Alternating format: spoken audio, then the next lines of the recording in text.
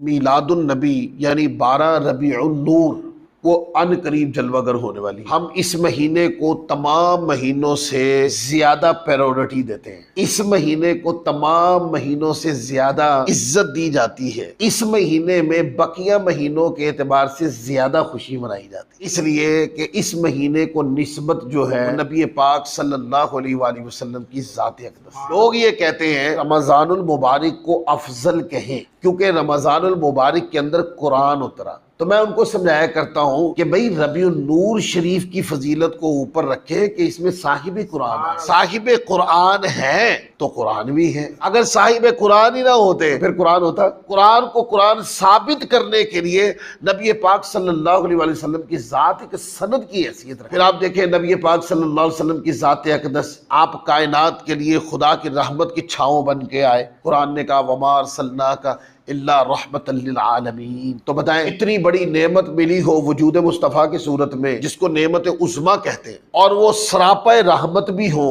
وہ سراپا کرم بھی ہو، وہ سراپا عنایت بھی ہو، وہ سراپا عطا بھی ہو، تو ان کے آنے پہ خوشی نہ منائے تو کیا کریں؟ خوشی منانی چاہیے. اللہ رب العزت نے ارشاد فرمایا وَإِذْ أَخَذَ اللَّهُ مِيثَاقَ النَّبِيِّينَ لَمَا آتَيْتُكُم مِّنْ كِتَابٍ وَحِكْمَةٍ ثم جاءكم رسول مصدق لما معكم لتؤمنن به ولتنصرنه قال أأقررتم وأخذتم على ذلكم إصري قالوا أقررنا قال فاشهدوا وأنا معكم من الشاهدين. اور یاد کرو جب اللہ نے نبیوں سے وعدہ لیا کہ میں تمہیں کتاب اور حکمت عطا کروں گا، پھر تمہارے پاس وہ عظمت والا رسول تشریف لائے گا جو تمہاری کتابوں کی تصدیق فرمانے والا ہوگا، تو تم ضرور اس پر ایمان لانا اور ضرور اس کی مدد کرنا. اللہ نے فرمایا اے انبیاء کرام، کیا تم نے اس حکم پر اقرار کر لیا اور اس اقرار پر میرا بھاری ذمہ اٹھا لیا؟ سب نے عرض کی ہم نے اقرار کر لیا. اللہ تعالیٰ نے فرمایا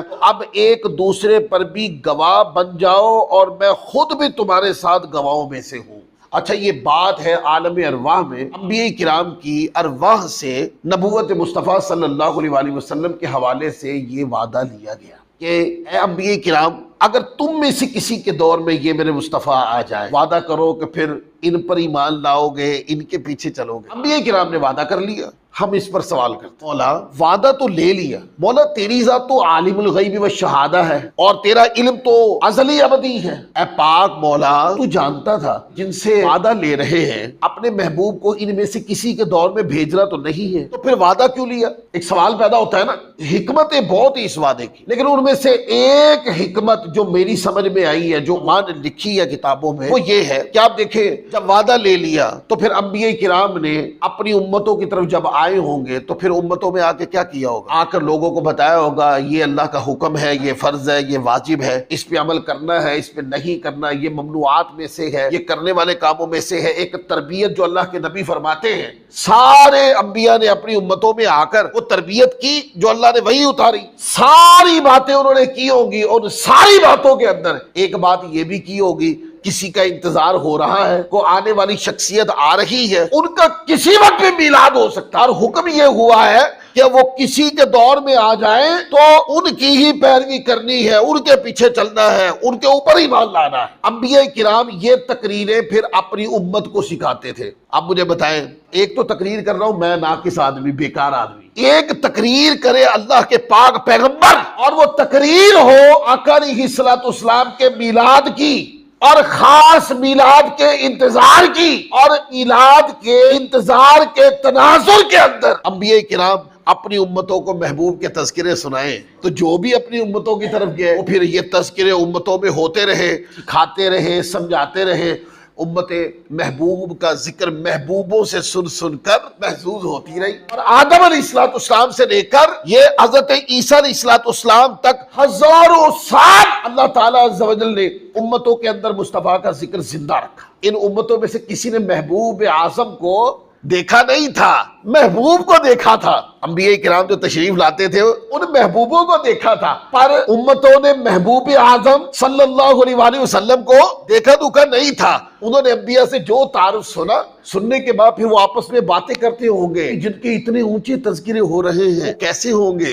جن کی عظمت کے اتنے ترانے پڑے جا رہے ہیں وہ کتنے اونچے ہوں گے؟ اور ترانے پڑھنے والے اگر اللہ کے انبیاء ہو تو آنے والی بزرگ ہستی کی عظمت کی مالک ہوگی۔ تو یوں ہزاروں سال آقا علیہ الصلوۃ والسلام کا ذکر اللہ نے صرف ایک وعدے کے تناظر میں امتوں میں مصطفیٰ کا ذکر زندہ رکھا۔ اب اس پر چند جملے، مصطفیٰ کا ذکر بھی زندہ رہا، ذکر ہوتا بھی رہا، میلاد کے انتظار کے تناظر میں ہوتا رہا، انبیاء کرام کے خطاب کی صورت میں امتیں سنتی رہی اور سننے کے بعد پھر محظوظ ہوتی رہی۔ اللہ کی بارگاہ میں دعائیں بھی کرتی ہوں گے، یا مولا اپنا محبوب تو دکھا۔ ان کی عمروں میں اتنی رعایت نہیں تھی کہ وہ محبوب اعظم صلی اللہ علیہ وآلہ وسلم کو دیکھ سکے، لیکن ایک تمنا تو تھی، مولا اتنا اونچا ذکر ہو رہا ہے تیرے محبوب کا، اے مولا وہ کیسے ہوں گے تیرے محبوب، ہمیں اپنا محبوب تو دکھا۔ یہ تناظر ہے امم سابقہ کے اندر آقا علیہ الصلوۃ والسلام کے ذکر کا۔ اب کوئی بندہ پوچھے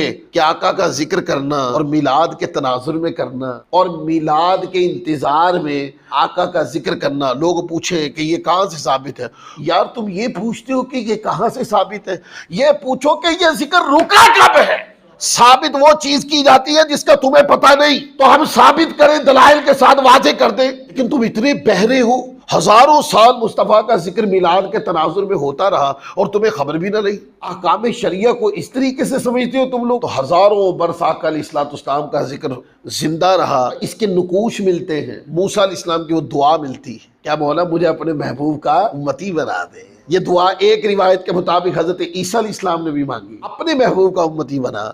حضرت ابراہیم علیہ السلام نے جب کعبہ بنا لیا تو دعا کی، آیت نمبر 129 ہے، ربنا وبعث فیہم رسولا منہم یتلو علیہم آیاتک ویعلمہم الکتاب والحکمت ویزکیہم انک انت العزیز الحکیم۔ اور اے ہمارے رب، اور ان کے درمیان انہی میں سے ایک رسول بھیج جو ان پر تیری آیتوں کی تلاوت کرے اور انہیں تیری کتاب اور پختہ علم سکھائے اور انہیں خوب پاکیزہ فرما دے، بے شک تو ہی غالب حکمت والا ہے۔ علماء فرماتے ہیں ابراہیم علیہ السلام نے یہ دعا کہاں کھڑے ہو کے مانگی تھی؟ کعبہ بنانے کے بعد مانگی تھی نا۔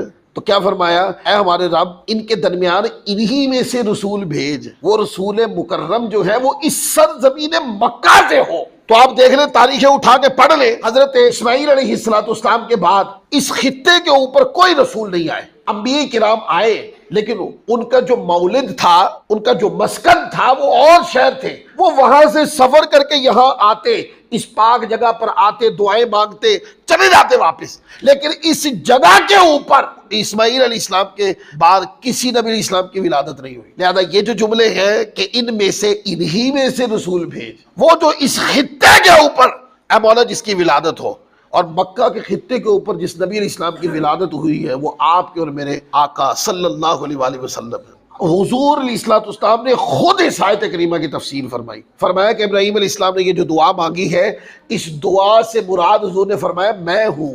تو انبیاء کرام دیکھو نا، ہزاروں سال کا فرق ہے، اور ہزاروں سال انبیاء کرام آقا علیہ السلام کے لیے دعا مانگے، اس کا معنی یہ ہے کہ جس کے لیے وہ دعا مانگتے کیا ان کے چرچے نہیں کرتے ہو؟ اسی طریقے سے یوں وقت چلتا چلا گیا حتیٰ کہ حضرت عیسیٰ علیہ السلام نے تو آ کے نام لے کے بتا دی، فرمایا من بعد اسمہ احمد، میرے بعد جو آئیں گے ان کا نام احمد ہوگا، ان کا نور کوہ فاراں سے طلوع ہوگا، جو دو پہاڑوں کے درمیان مکہ ہے، ان دو پہاڑوں کو کہتے ہیں کوہ فاراں، فرمایا ان کا نور کوہ فاراں سے چمکے گا، نام احمد ہوگا۔ تو مکہ میں ایک نور چمکا، آقا علیہ السلام کی ولادت ہو گئی۔ حضور کی اماں جان فرماتی ہیں کہ جب نبی پاک صلی اللہ علیہ وسلم آپ کا وجود میرے پیٹ میں آیا مجھے احساس ہی نہیں ہوا۔ احساس کیسے ہوتا؟ رحمت للعالمین تو آئے ہیں، سراپائے رحمت تو ہیں، کائنات کو اپنی رحمت سے پالنے والے تو آئے ہیں، تو یہ تکلیف کیسے بن سکتے تھے؟ جب حضور کی ولادت ہوئی تو سیدہ پاک نے فرمایا کہ میرے اندر سے ایک نور خارج ہوا، بعض روایات میں آتا ہے ایک نور چمکا،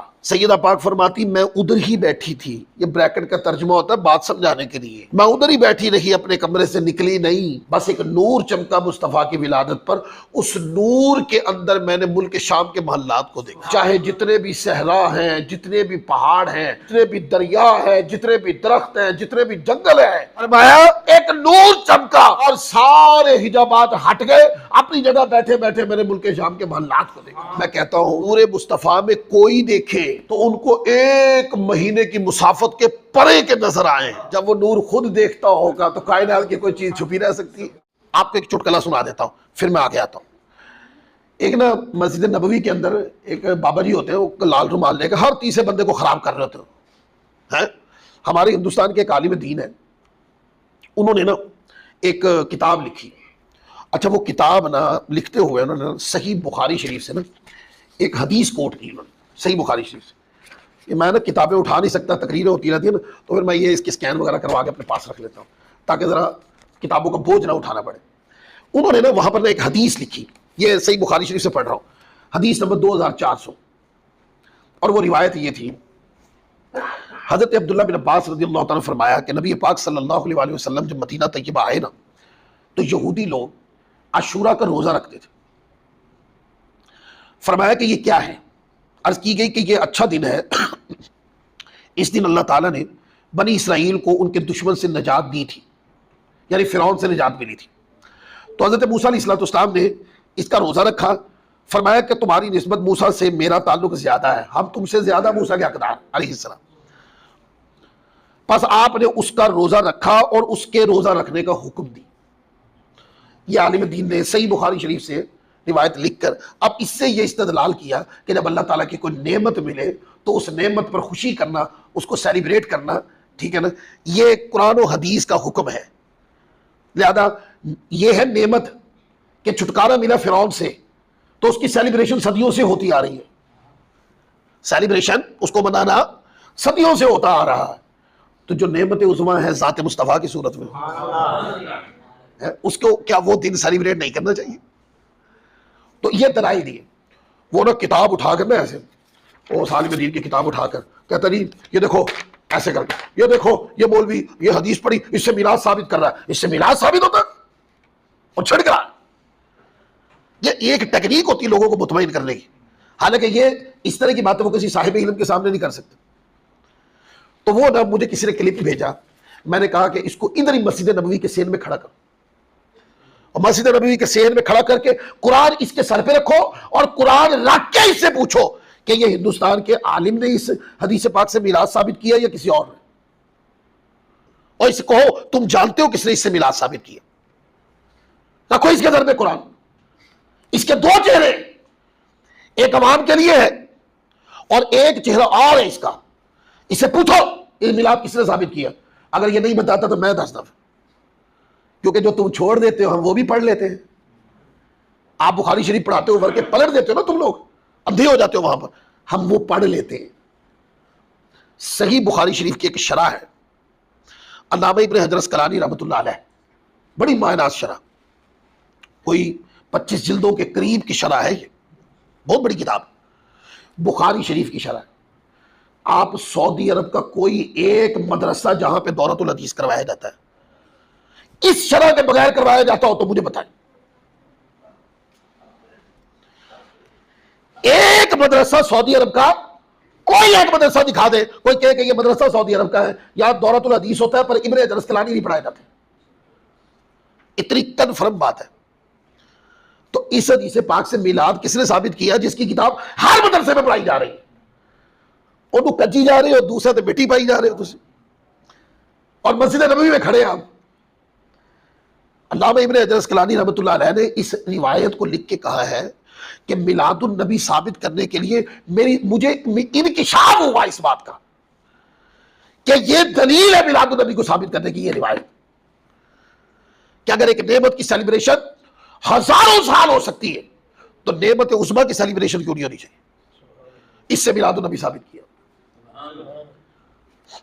اور یہ روایت کئی جگہ بخاری شریف میں، ایک جگہ نہیں، بخاری شریف میں یہ روایت 2400 پر بھی ہے، 2500 پر بھی ہے۔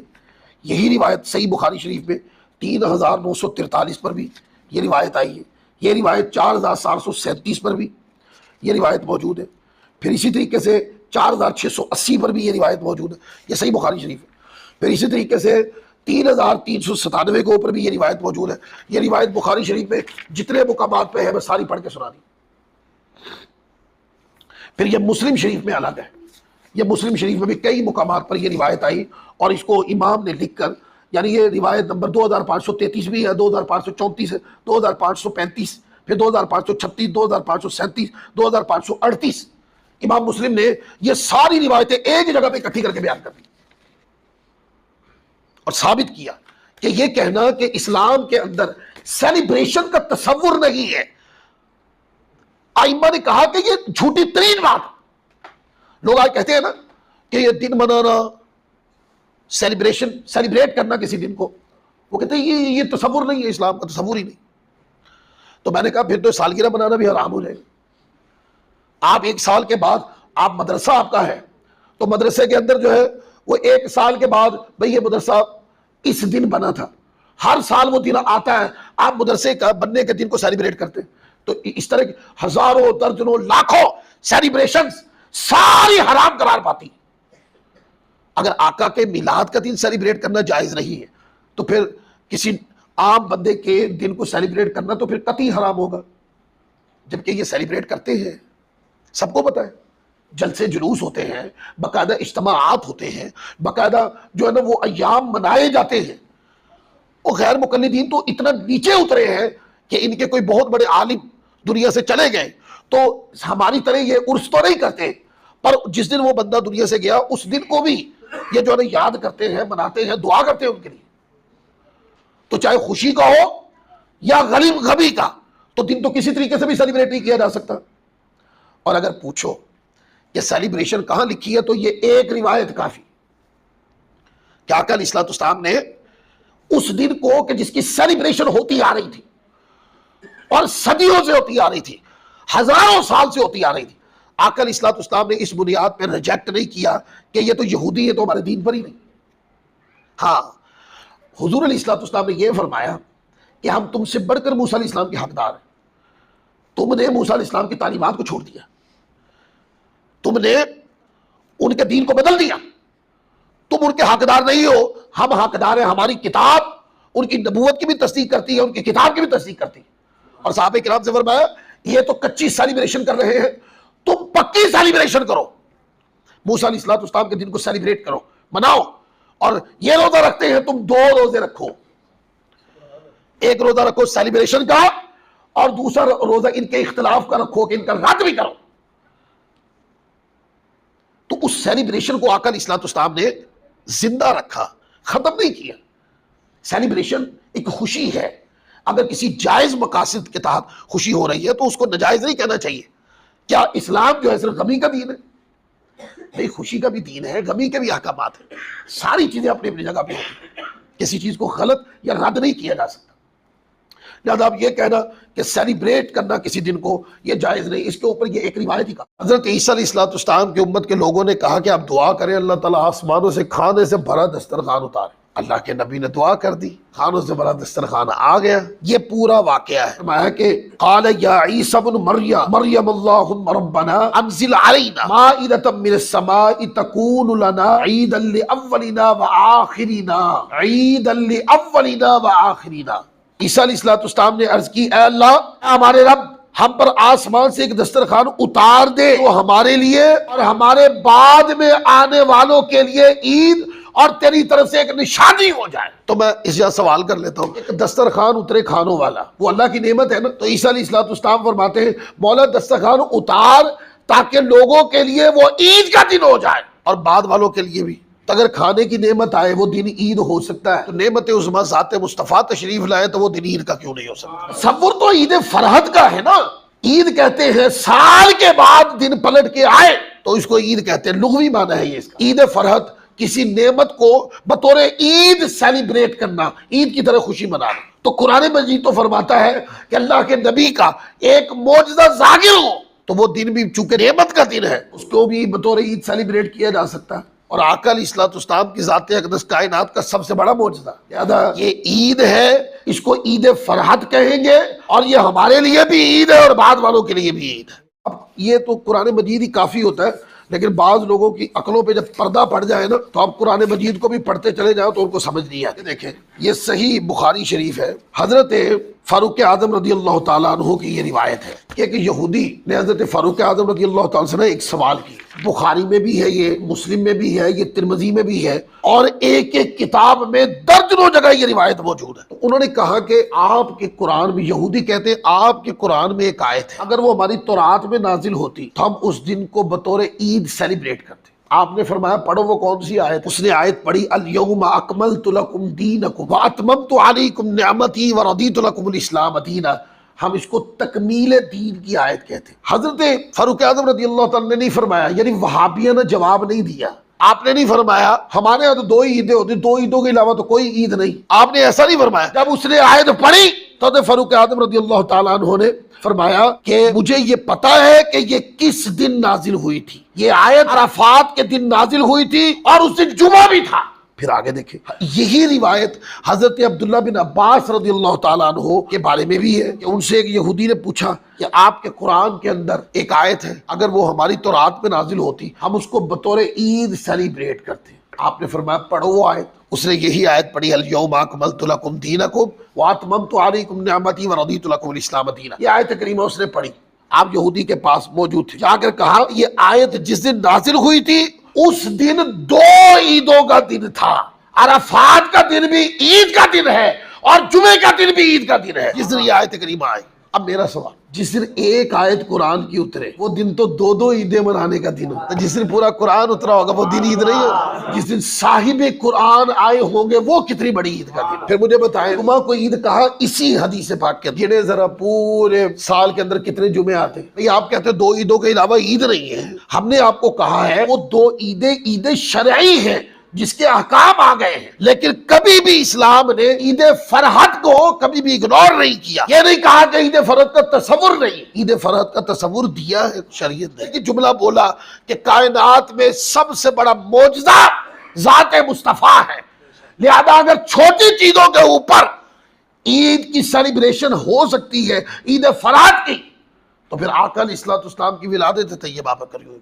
ہماری مجبوری ہے، میلاد پر مصطفیٰ کا ذکر ہماری کمزوری ہے. ہم نہیں رہ سکتے، روٹی کھائے بغیر بندہ رہ سکتا ہے پر مصطفیٰ کا ذکر کیے بغیر ہم نہیں رہ سکتے. لوگ کہتے ہیں اے ثابت کرو تے اے ثابت کرو. اب ہم تھک گئے ہیں، بڑے دلائل دے لیے، آپ کو بہت سمجھا لیا، آپ کو پتہ ہے ہمارا مسلک بہت جاندار ہے، لیکن صرف کہ یہ کہیں ذکر نہ کرے، محافل نہ سجے، آقا علیہ الصلوۃ والسلام کی سیرت پر، حضور علیہ الصلوۃ والسلام کی شانوں پر روشنی ڈال کر عاشقان مصطفیٰ کی عشق کی آگ نہ بڑھ کے آپ مختلف قسم کے سوال داغ کر صرف لوگوں کو خراب کرنے کی کوشش کرتے ہیں، مگر نہ کسی بھی میدان کے اندر یہ لوگ آ کر ہمارا مقابلہ نہیں کر سکے. لہٰذا اب ہم نے کمزوری بنا لی.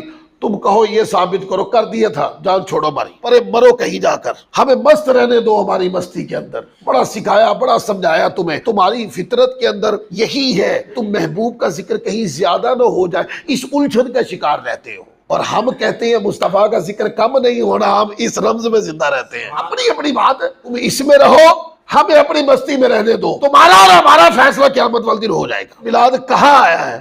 میں نے کہا کیا دلائل دینے آپ کو، بس یوں سمجھو کہ میلاد ہمارے نصیب میں آیا ہے، ختم ہوگی بات. اس سے زیادہ نہیں بات کرنی ہم نے. ہمارے ہاں میلاد النبی منانے کا ایک تصور ہے. وہ تصور کیا ہے؟ ہم آقا علیہ الصلوۃ والسلام کی محافل منعقد کرتے ہیں، نبی پاک صلی اللہ علیہ وسلم کی سیرت طیبہ کو پڑھا جاتا ہے اور مختلف کھانے بنا کر غریبوں میں تقسیم کیے جاتے ہیں اور ایک دوسرے کو مبارکبادیاں دی جاتی تاکہ انسانیت میں محبت پیدا ہو. لہذا کبھی بھی میلاد النبی کے اندر جو خرافات ہیں ہم اس کو نہیں مانتے. کوئی بندہ میلاد النبی پہ گانا لگائے حرام ہے. میلاد النبی پر مردوں عورتوں کا اختلاط ہونا حرام ہے. یہ میلاد النبی ہو یا اس کے علاوہ حرام ہے. اس کے علاوہ کوئی بھی غیر شرعی حرکت جس کے اوپر قرآن مجید نے، احادیث طیبہ نے اور امت کے مفتیان کرام نے ناجائز ہونے کی بات کی ہے، اگر وہ چیز آپ کو میلاد النبی کی کسی بھی ایکٹیویٹی میں نظر آئے تو فوراً اس کو منع کریں اور لوگوں کو بتائیں کہ میلاد النبی کے اندر یہ چیز نہیں ہے.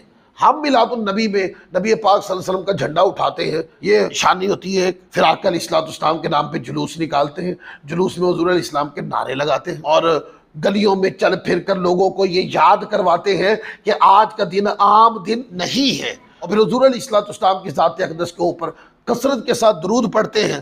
جس رات کو نبی پاک صلی اللہ علیہ وآلہ وسلم کی ولادت طیبہ ہوئی، وہ ساری رات عبادت کرتے ہیں، اور خاص وہ گھڑی جو آقا کی ولادت کو ساتھ لائی تھی، اس گھڑی میں کھڑے ہو کر نبی پاک صلی اللہ علیہ وسلم کی ذات اقدس پر درود و سلام پڑھ کے اپنے رب کی بارگاہ میں یہ دعا کرتے ہیں، پہلے اپنے رب کا شکریہ ادا کرتے ہیں کہ اپنے محبوب کی امت سے بنایا، اور پھر اپنے رب کی بارگاہ میں دعا کرتے ہیں کہ ولادت مصطفیٰ کی گھڑی ہے، یقیناً اللہ کی بارگاہ میں دعائیں مقبول ہوں گی، تو دعائیں مانگتے ہیں اور یہ عقیدہ رکھتے ہیں کہ اللہ تبارک و تعالیٰ رات کے اس پہر، اور خاص ولادت مصطفیٰ کی گھڑی ہو اور رات کا پچھلا پہر ہو، اللہ تبارک و تعالیٰ دعائیں قبول فرماتا ہے، تو دعائیں کرتے ہیں اور اللہ تعالیٰ دعائیں مستجاب فرماتا ہے۔